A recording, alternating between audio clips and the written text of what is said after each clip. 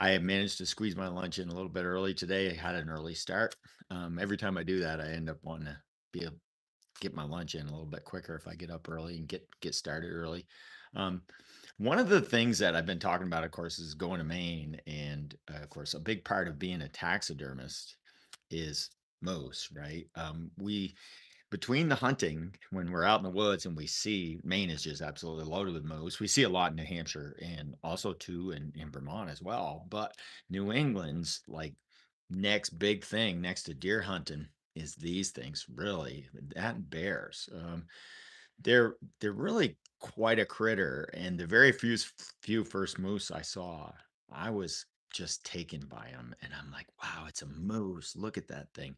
And of course, being a taxidermist, you end up seeing and dealing with lots of them over the years. We ended up becoming a reporting station as well, and then when the moose hunt got really big in Vermont, and moose got to the point where they were killing quite a few. They had like 1,400 permits at one time. So as the permit numbers really went up a lot and check stations were really needed, we ended up being a check station for that, which I built a winch to lift them up in a lift, and we could hang up and weigh a moose. So that was kind of neat. We got to do that a few times. We only reported a small number of them over the years, but when I first started seeing moose on a steady basis, that was the real driver behind me getting the video cameras and even regular cameras and taking them with us so that when we came home, I could show the boys all the moose I was seeing while I was hunting and stuff. And it because there's a fair number of them, especially, in Western Maine and in Upper New Hampshire where we were spending most of our time, we just started seeing so many, and of course, Pittsburgh, New Hampshire is real famous for the number of moose that you could see there, especially along Route 3, which is like the main drag up through there. It was not unusual. They call it Moose Alley for a reason because everyone would drive up through there and see moose on a relatively easy and steady basis, and sometimes even throughout the year. Um, when we first started going to Maine and we were up there for just a week at a time, and we started seeing, I would sometimes see 7 or 8 moose in that week. And boy, I was happy with it. And the moose were just really kind of really starting to ramp up some. One of the things that made moose such a big deal to New England was when they invented the feller buncher. When that piece of equipment started really cutting big acreages and it replaced 35 guys with chainsaws. That's what it takes to keep up with one of those machines, 35 people.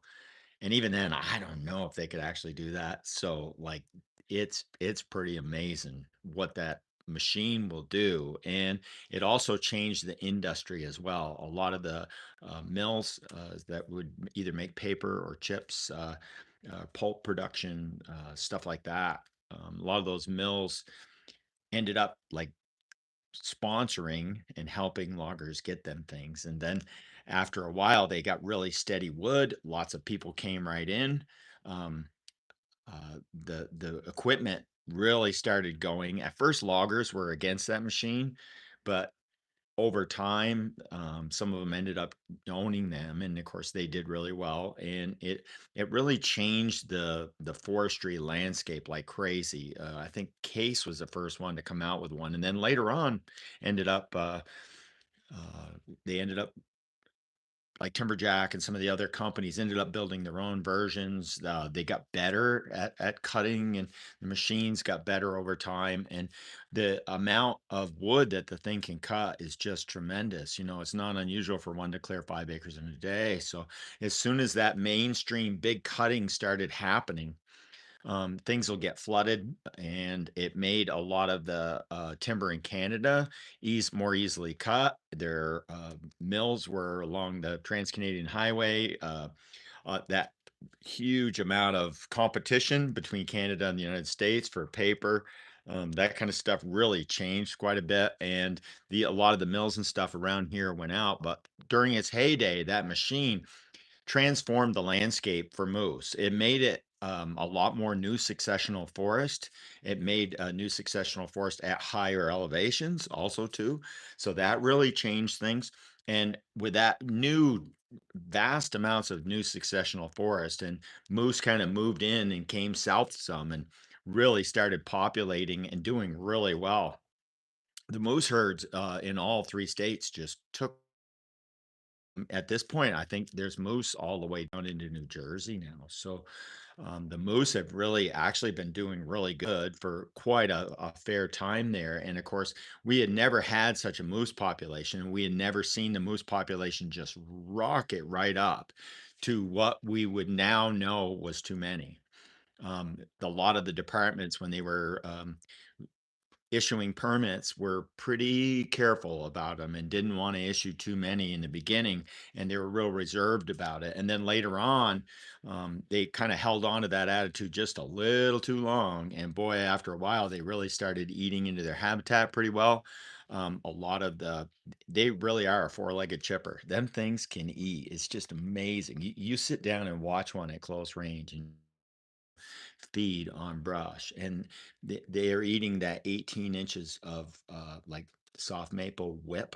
They'll eat all eight, they'll bite it off, and then and the whole thing will go right inside, and they'll just do one right after the other, after the other, after the other. It's pretty amazing. Over the years, we spent a ton of time filming them. I've spent quite a bit of time taking them apart, of course, too, for the meat and the taxidermy and stuff, skinning them, things like that. So I spent a lot of time around moose, not only in the field filming them, because it turned into half my hunting season was being around moose, seeing moose, watching them, filming them, and when you're out there and there's nothing else to do and you're not seeing a deer and there's a moose standing there, well, you got to go check it out, right? So I spent my time sneaking up on them, getting close to them, looking at them, filming them, watching their behaviors, listening to the calls, seeing how they all, interact with each other, how they interact with people, watching and learning the kinds of habitat and how they use the mountain, um, seeing old ones and young ones. We filmed one once that is just he's just this gray kind of like ghost. Jimmy filmed a few years back here. That bull is definitely he looks like the Davy Jones of moose. I have some a short of that video on my Facebook, Rodney Elmer. Go to that and you can see that bull. He has velvet like, and it's snowing out. And like you can tell he is just really super old. And I wouldn't doubt, but he didn't make it through the winter. Um, Over time, of course, we applied for moose permits, and we ended up drawing. I think over the years we've drawn 4 Vermont moose permits. In the last 6 or 8 years, probably we haven't applied anymore. We haven't even tried. Um, Teresa and Taylor and Casey managed to shoot a pretty good bull. They shot a 727. If I get a few minutes, I'll show you that rack. It's up on the wall. And also too, Casey, I drew a any moose permit for up north, and took let Casey do the shooting. He was my co-shooter, but I'm like, you just gonna shoot one. So we walked out in the woods, and we didn't get out there 300 yards, and there was one, and he shot it, and it was a decent sized calf, and that was that. So we've had a chance, to get a few permits, and out of that, we've shot two out of the 4 permits that we had. And it's a privilege to be around moose, number one. To know where they live and what kind of terrain and stuff they use is another privilege, because of course everyone likes to go moose shed hunting and they'll go looking for sheds and stuff. So after a while we got pretty good at that. We learn, learning their habitat, where they like to spend the winters, the times of year where they're in certain spots, what kind of condition a lot of them are. I did get to spend a lot of time with Cedric Alexander. He's our now retired moose biologist. I spent quite a bit of time with him, and discussed a lot of things, especially at meetings and stuff like that. And we spent quite a bit of time talking. Really super nice guy. A lot of the upper part of New Hampshire and the neighboring Western Maine right there. I spent a lot of time in that zone 7 and 8 in Maine, and then the upper zone in New Hampshire, and then of course the Northeast Kingdom in Vermont, all the way down through to the Green Mountains, even down into central Vermont. Spent a lot of time in all those mountains, and um, also like have learned the kind of habitats they like and what's chewed and what's not, and how many moose is too much moose and what when it's not. Um, and learned a lot about them spending so much time around them, being around them, and have had a like a million excellent experiences about them. Also too, I'm pretty good friends with Josh Bluen. He's the present like moose technician that spent a lot of time with the collared moose here in Vermont. And then I was lucky enough to talk to also Lee Cantar down at Huntstock. Him and I had quite a conversation for a couple hours there, and really got to talking about some of the upcoming things that are going on with moose in Maine and how they're going about it. That new video that is out about Guardian of the Giants does a really good job at explaining, the department in Maine and their moose work, their research, what they've got going on. Also to their goals and their present means of like collecting some of their research and stuff like that. So it was excellent, talking to him for quite a while. We discussed the helicopter surveys that they're doing, and basically, the moose population surged because of that machine. Along with that was a surge in the winter ticks, which is really what bothers moose substantially. But there's also liver flukes and lungworms, and like I did talk to the USDA veterinarian for the United States, and he was saying that it's like there's no real one smoking gun on why all the moose across North America in their southern edge of their range were not doing so hot. But he said the ticks were definitely an issue, and it's certainly for the Northeast in particular. But other places, there's all kinds of things that moose have to survive and work through and whatnot. And the ticks are such an issue for moose, especially because they have this huge like over nose that hangs out past their lower jaw, and it's real tough for them because of that over nose to groom the ticks off. Remember, they don't have teeth on the top and the front of their mouth, they only have teeth on the bottom. So to dig the ticks off with their bottom teeth is pretty difficult. A whitetail can do it actually really well, but moose, that big honking rubber nose just gets in the way, and they just cannot groom themselves as much as would be nice. And when the ticks get real bad, and sometimes even calves were having issues that have, been like the calves are overwhelmed by the numbers of ticks on them by the time they come through their first winter, and the ticks are overwintering on the moose. And by the time the ticks start filling their last blood meal and getting big and ready to come off in the spring, the calf is really trying to make a lot of blood, and they almost become anemic, trying to their iron levels get super low because they're trying to keep up with the amount of blood production that they need. And it's a tough time of year because there's not that much food at the food quality isn't anywhere near as good. So it's kind of like this perfect storm of number one, the buncher coming along. Number two, the herd increasing. Number three, us not knowing what too many moose is, and the downsides of having too many moose. So we had never had such a high moose population ever in the Northeast. So all the biologists are talking to each other, even to this day. They're all still contacting and talking to each other and sharing their research and doing their best, even with states out west where you're working on those things and sharing information, and also to like studies and stuff. So this is like the perfect storm of like how money and habitat and also weather, now that we're not experiencing weathers that are quite as cold, the snow's quite as deep. The snow comes later in the fall and it tends to leave a little earlier in the spring, so that benefits the ticks as well. When the ticks are falling off the moose in the spring, if they land on snow, they have a pretty decent chance of not surviving. And if they land on bare ground, a lot of times they make it. So, like the snow cover, especially in the spring, is super important. And also, too, the depth of the snow can really matter, and the amount of cold that we have, and how much the cold drives into the ground and helps kill a lot of the ticks.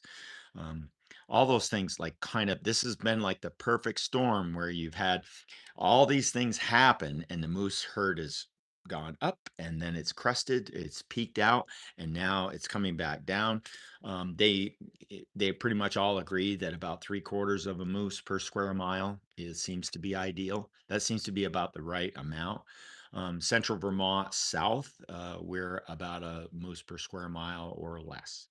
So where most of our Vermont especially is kind of in an ideal number, especially from the center of the state south, and the Northeast Kingdom in some places where the winters are harder and it's a little bit more moose country. The population is doing pretty decent enough to continue hunting. One of the downsides to stopping hunting or slowing down the amount of hunting that you do is that you collect less biological data from the cows.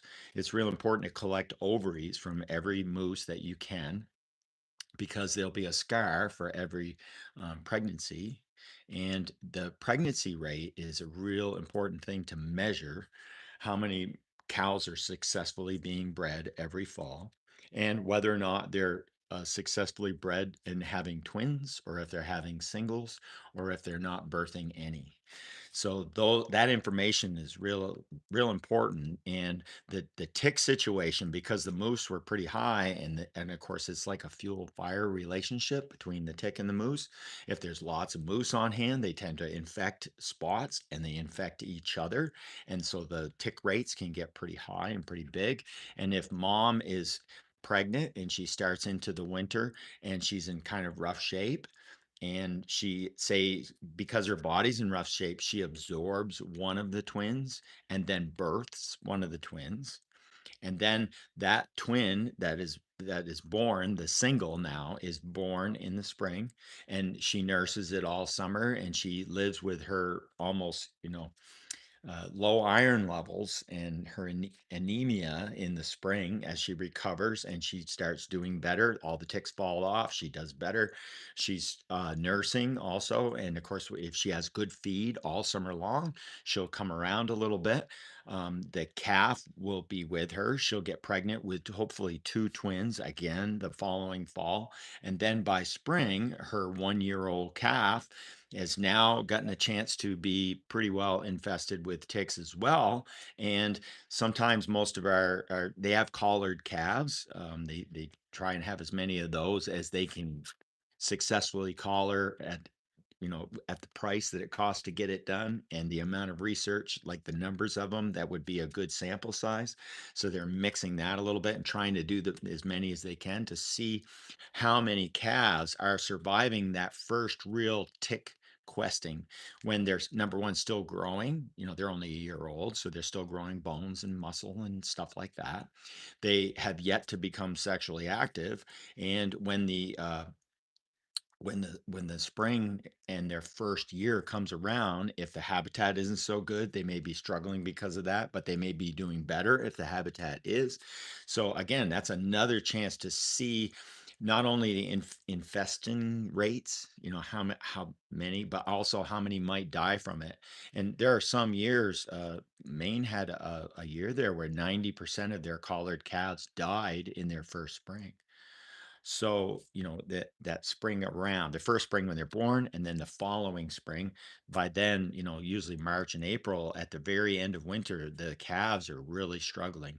And of course, they're not as tall. They don't have the reach that their mother does. And they end up competing with mom a little bit, and the other moose, of course. And so it's tough. And you're trying to keep the calf mortality rates, the 1-year-old calf mortality rates, to as much of a minimum as possible so that you'd have at least as many cows on hand the following fall to do enough breeding. But you also kind of almost don't want to stop killing them because you need the biological information as well. So they're trying to find the sweet spot between a high number of moose to have lots of babies and be successful, but they also don't want so many that their success rate is dropped because there's so many ticks. So you're trying to find that sweet spot where you can birth as many calves as possible, but without, being detrimental to the main part of the herd and trying to keep things from, you know, maybe declining too much, to a point. We don't know how far it may go down. It may level out well before it, would bottom out. And you take places like New Jersey where ticks, there's lots of ticks, right? So if moose are surviving there, like it's not going to be something to like just finish moose off for good. It's not. It doesn't seem to be. That doesn't seem to be the case. But the numbers just won't be a lot. So they're always trying to balance that a little bit. I've filmed moose doing just about every single thing there is to do, except actually having a bull breed a cow. I've seen it twice myself in person, but I've missed it getting it on film. I've filmed for quite a while, especially in Pittsburgh. There was one young bull that was a 2 year old, and he had 11 cows with him.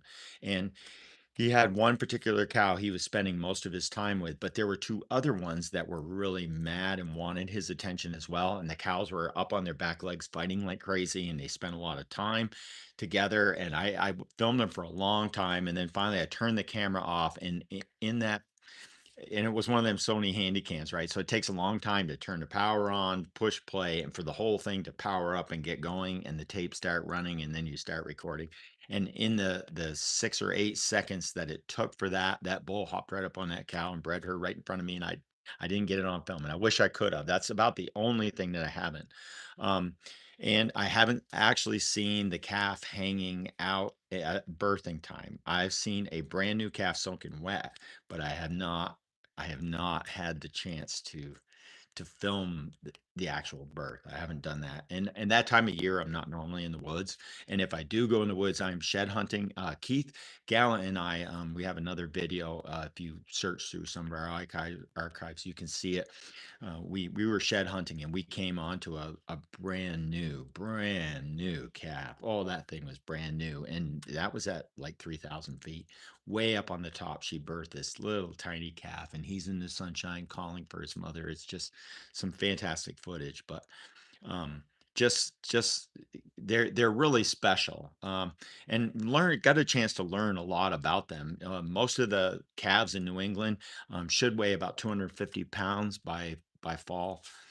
Especially by like mid-October, November 1st, somewhere in there, they should weigh 275. If they weigh 3 or 3 and a quarter is even better, but they should weigh 275. 250, 225 is not super unusual for a calf weight. A lot of bulls, especially when they get into the 2 or 3 year old, it was real common for a lot of them to weigh in the 700s at 3 or 4 years old. 700 was like a good roundish kind of number, 675 to 700, sometimes 725, 740, even though there were definitely exceptions, and saw some even in the eights. This bull right here was a 6 or 7 year old. I want to say it was a long time ago. Hank Bruman in Williamstown, him and his wife drew the permit for this critter here, I think.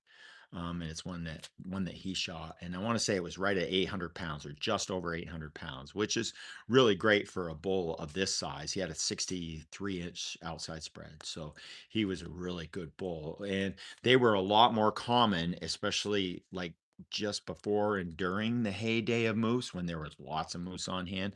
Finding a 5 to 7, mature bull was not all that hard. And of course, sheds were way easier to find. Big, huge sheds were all over the place. And shed hunting wasn't as quite as big a deal as it sort of is now. People with dogs and stuff, people, shed hunt a lot. So they're a little bit better at sweeping it up. And the older bulls are not on the landscape quite as much. For most of the years that we've had moose in Vermont, 4.5 year old has been about the average moose for cows and bulls. And hopefully it stays right in that ballpark. Usually a cow will only have a first single calf, and then after that, as a rule, she'll have twins if her habitat's in good shape. If she's in good shape, she'll generally have twins, which is really a good production rate until the ticks move in, and then she only has one calf. And then usually twins are not the rule anymore, and if anything, they're sort of the exception. I want to say in the last 3 years, out of all the moose I've seen, which I usually see 30 or 40, sometimes 50 in the month that I'm hunting in Maine, I'll see at least 50 moose. And most of the cows only have a single, or they have no calves at all. If the predator rates are pretty high, especially with bears, bears will be after the calves on a pretty steady basis. They do end up with some of them, but most of the bigger cow moose are really on it, and they're really good at protecting their calves from people and from just about everything. I'm sure bobcat and lynx would probably go right after a calf if they come onto it when it was young, really young. So one of those things, um, I know for sure that moose, if there's a lynx around, like in a moose yard, the moose get real jumpy. Moose do not like cats. That is one thing that I have learned. And I saw this huge change, lynx tracks everywhere in this one great big yard. And what a difference that cat made by being in that yard all the time. It ended up killing a button buck deer, but it was in that yard quite a bit, and the moose absolutely were jumpier than I've ever seen them before. So, there's a certain amount of pressure that moose can take, and then after a while, they almost can't take it anymore, and they'll move to the tops of the mountains and stuff like that. Um, this calf that I have mounted here behind me, moose calves are real rare when it comes to taxidermy. You don't see hardly any of those. There's very few calf mounts, and of course, the calves aren't the kind of thing you can just get your hands on. This one here, there was a cow that was living on my land here in Northfield, and my neighbors, and she ended up crossing Mill Hill Road down here just off the highway. And Mill Hill is like a car of 11 seconds or something. And she ended up getting hit when she was pregnant in May, and she hadn't given birth to this yet, but she got hit pretty good by I want to say a White's heating oil van. Just a van ended up hitting her at like 9 o'clock in the morning, came right into her, and the warden brought it up to the shop here, and he wanted to gut it out and take care of it, which I know Chad, and he was down here, and he brought the cow up here, and it was laying in the back of his truck, and I walked over to that cow and I said, "Oh, she's got a calf in there. What do you bet?" And I said, "This isn't the one. Where did you get this?" And he says, "Right down here." And I'm like, "Oh, this is the one." I had some film of her right behind the shop right here. So she was my local one. Every time I get one, it either gets hit on Mill Hill or gets hit out here on the interstate. The interstate too. I-89 is just a wildlife killer. And so he says, "Well, I want to gut her out, and I'm gonna donate her to the Booney Club, which is our local sportsman's club here in Vermont, and uh, we're gonna have a moose feed." So I ended up helping him skin and quarter it for the Booney Club, and he wrote me out a tag, and I got to keep this calf, which was inside of her, and I scun it out and put it in the freezer. And then one day I said, "Well, we got to mount that calf." So we mounted it up, and I've got it here in my shop now. So if you ever stop in the shop sometime, you can take a look at it. We named her May. So you can stop, see her a little bit. But anyway, one of those things, where you have to grow moose for everything, and all the things that can go wrong with them. I know this this last fall, or maybe it was the one before now, I can't remember. New York was thinking about possibly having a moose hunt in the Adirondacks, and their biologist was talking to the other New England biologists. I know Nick Fortin and maybe even Josh went over and checked out their habitat over there and talked to them about it. And they were discussing a possible moose hunt out there, and that maybe they were chewing the landscape up a little bit. One of the things that you learn, especially if you go into like the industrial forest part of northern Maine, is that moose are eating machines. They'll take a buncher and cut a 10, 12 acre clear cut, and then you go out there 3 years later, and every whip that grew out of those stumps is chewed off. And a lot of the little small trees in the cut are, some of them are inch and a half, 2 inch trees, and they're only 5 feet tall. And they have millions of stubs that they grew every single year. And if you count the newest stub all the way back to the older stubs, you'll sometimes see 7 or 8 years worth of chewing on that tree. And now it's like a bonsai tree. It's just this like little food mushroom that's only 5 foot tall. It's stiff. Oh, and it's so, like, it wants to rip your clothes off when you walk through it. And when you see huge, vast areas where every single tree is just chewed right off, it's amazing how much moose eat, and definitely affect the landscape, and keeping them within the carrying capacity and keeping them at a workable level for the landowner is really key. And moose can overwhelm things. And when moose numbers are down, that's probably the time to cut. And COVID has been this like huge boon in lumber. Everyone's staying home, everyone cutting, and you can see what that cutting does to the landscape and like man's effect on that, and then watching the moose herd respond to that as well. Some of that stuff is really interesting. And Lee and I, when we were discussing the collaring, they've moved in more in the direction of using a boat to hook their collars on, and they'll get a moose in the water and pull right up with the boat and put a lasso around it and hold its head and hook the collar on and then release it, and it's swimming so it can't do anything, and it's a lot safer than flying a helicopter in a clear cut with a net gun and getting out and tackling a moose on the ground. So having it in the water swimming and getting them collared with boats has been a great new working option. He's also got some collars coming that he said that will give out a reading more often, and so they'll get a little better read on where they are, when they are, and what they're doing and the times that they do it, and maybe see how some of the moose and how they use the landscape, and watch how cutting affects what they use, where they go, where they are when they're questing, where they are when they're dying. All kinds of really like good information can be gleaned from that. So they made a move in that direction, which is really good, and it's neat to see like the real time science that's going on behind it. So you want to check out that video, Guardian of the Giants. It's great. It's one of those things where you can see just exactly what you're dealing with. They really are the gentle giants. I watched that Alone show last night, and this warden from Kentucky is all freaked out and worried about moose and how they can attack you and they'll run you down. And I'm here in the brush and I'm scared. And it's like, good grief. I've only had a couple, three moose that really threatened me. And it's only because I was inside their bubble and they didn't feel like they could turn away from me and like get away without me being able to catch them. So like when you have a snowmobile and that cow is in the middle of the trail and she doesn't want to leave it, and you get too close to her, oh, she's going to give it to you, right? So and they know how fast a snowmobile is. They know they cannot outrun a snowmobile. So they're going to go to the fight mode, right? So like you always want to keep that distance and give them that space. Real important. I've had quite a few of them too that were really placid and could care less that I was there.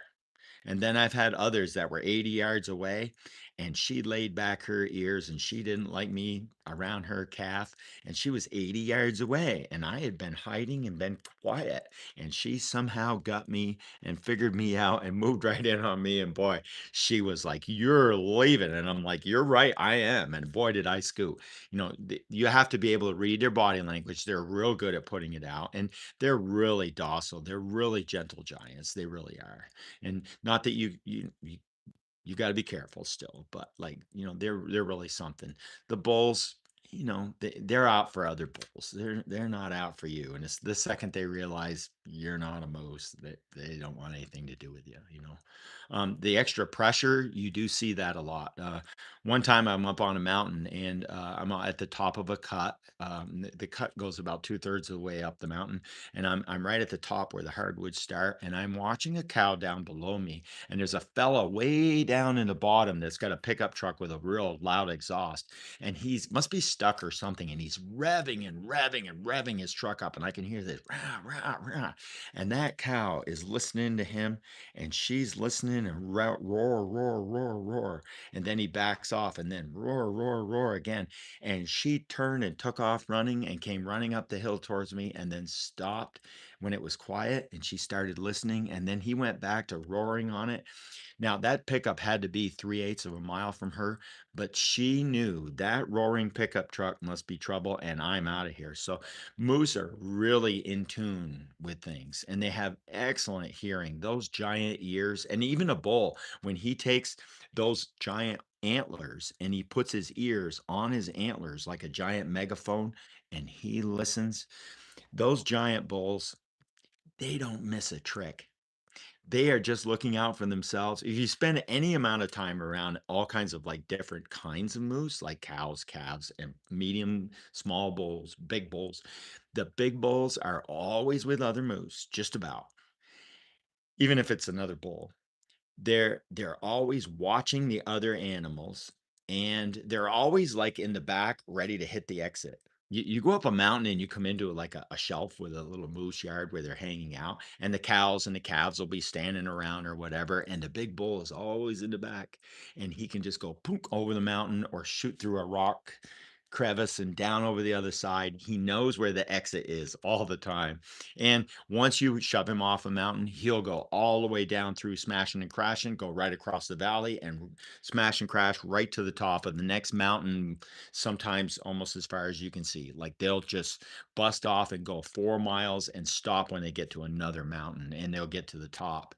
Most people generally don't go to the top. And so if a mountaintop has fur on it, that's usually where the moose are. If there's any kind of especially young or mixed old and young fur, and it's fairly level places for them to lay down, there's going to be moose there. If you look at a giant mountain and all it has is red spruce and hardly any fur, there won't be squat anywhere near as many moose there. Fur is the key for moose. And even during hunting season, during the breeding season, fur is that is the one that matters. You can have clear cut with whips for food or whatever, but fur is the key. And the softer the mountains that have like softer tops and not real pointy and rocky, those softer top mountains, even if it's just one side's rocky and tough and the other one is sloped, that is just what that slope side will be where they are, and there'll be a trail along the rocks and some trails going down over the rocks exits, and they can get right out of there.